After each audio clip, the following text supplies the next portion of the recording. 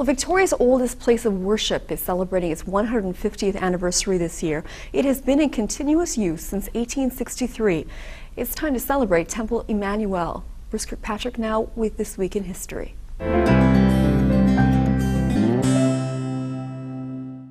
The first minutes of the congregation, Emanu-El. Royal BC Museum archivist Frederica Verspoor goes over documents that detail the oldest operating synagogue in Canada, celebrating its consecration 150 years ago this week in history. Temple Emanu-El was conceived and built by Jewish immigrants who, when first arriving in Victoria, wanted more than anything else to become part of the community. They established businesses. They helped form the first volunteer fire brigade. They also were involved in cultural and social activities in the community, so they were putting down roots. In 1859, they established a cemetery which still exists, and then turned their attention to a permanent place of worship. First, they formed themselves into a congregation called Emanu-El of Victoria and drew up a constitution. The meetings of congregation members recorded in a minute book show some of the funding, planning, and construction issues they had to deal with, including a dishonest brick contractor. The cornerstone laying ceremony was held June 3rd with a large number of Victoria citizens in attendance. The temple was consecrated and opened on September 13th, 1863.